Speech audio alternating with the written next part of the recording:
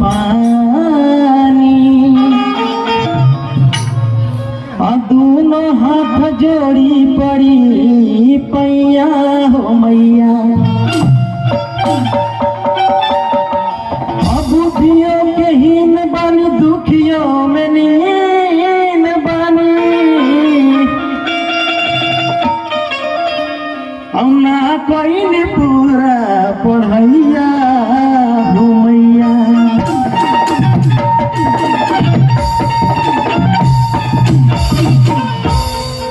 एगो भाग अपना माई के दरबार में जाता और बड़ा निमन भाव बा भैया बहुत पुरान धुन बा लेकिन बड़ा निमन बा अब का कहता कि अरे दुर्गा माई के मंदिर में भीड़ लगा भारी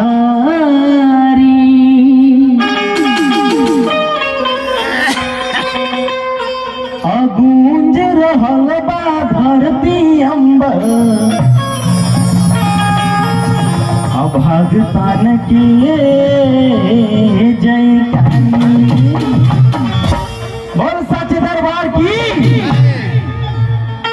चलिए जैसे उठाना बा 1 1 2 1 2 3 4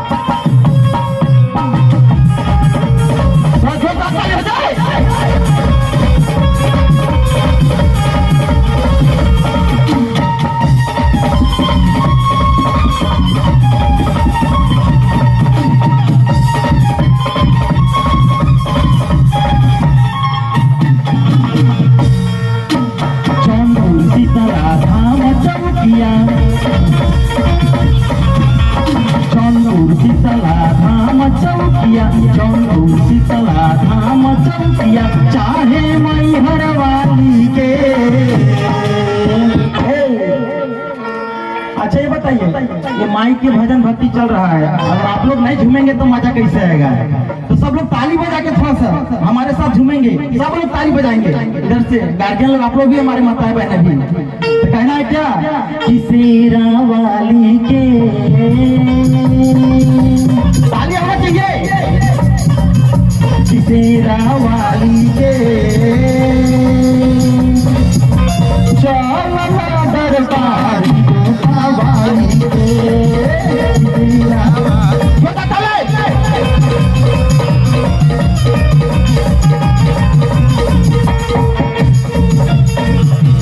तारा चंडी माई मुंडेसरी तारा चंडी माई मुंडेसरी चाहे माई हर वाली के।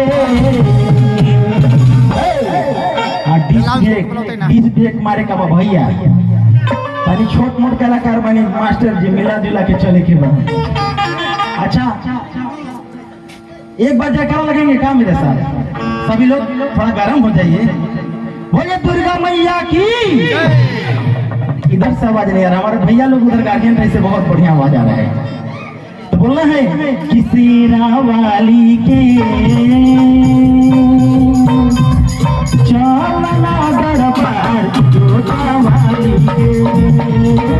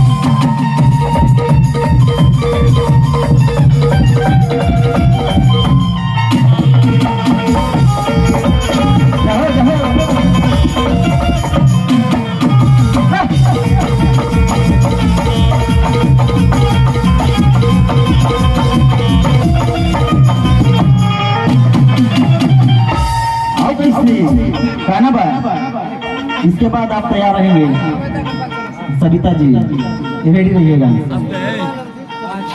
कि लहर लहर लहराए चुनरिया और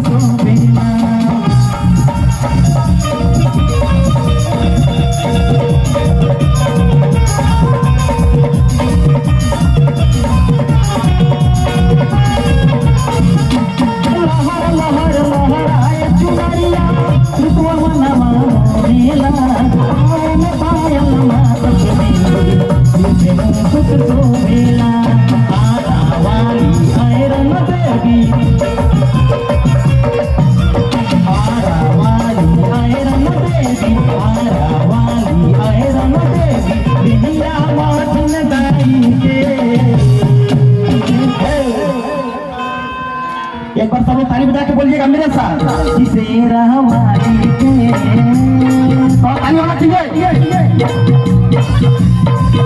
कि शेरा वाली के चौला दरबार जोता वाली के शेरा वाली के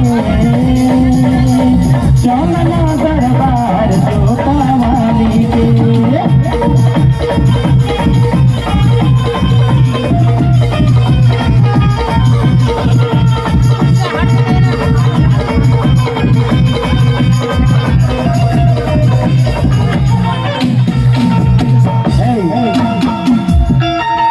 हेलो, इसको थोड़ा सा बहुत ज्यादा चमक रहा है, सामने दिखाई दे नहीं रहा है, थोड़ा सा इसको साइड में कर दीजिए ना, या फिर ऊपर में कर दीजिए।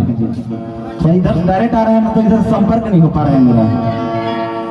अभी लग रहा है कि अंधेरिया छा गया है सामने। हाँ, ब्राइटनेस थोड़ा सा कम हो गया लग रहा है मेरा। इसको ऊपर में कर दीजिएगा, कोई दिक्कत नहीं, ऊपर रहेगा तो दूर से भी नजर आएगा।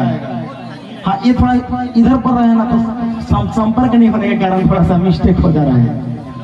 अच्छा चलिए, पूरा रात भर गान बजान होते रहेगा। मैं फिर से आऊंगा गाने, और हमारे बीच में बहुत ही अच्छा सिंगर बिहारी बाबू बैठे हुए हैं, और इनके बाद हमारे बीच में लेडी सिंगर भी आए हुए हैं। तो मैं चाहूंगा बिहारी बाबू को बुलाना चाहूंगा मंच पे। इसके बाद मैं तुरंत रहूंगा, मैं ही मंच पे रहूंगा, कहीं जाऊंगा नहीं, रात भर आपके साथ बना रहूंगा, और बीच बीच में ऐसे ही ब्रेक मारते रहूंगा। तो चलिए बुलाना चाहूंगा बिहारी बाबू को, बहुत ही सुंदर कलाकार। एक बार जोरदार ताली बजाएंगे हमारे बिहारी बाबू की, जोरदार ताली। आइए बिहारी भैया, please come on the stage. Ready है ना? हाँ, ओके ना, तैयार।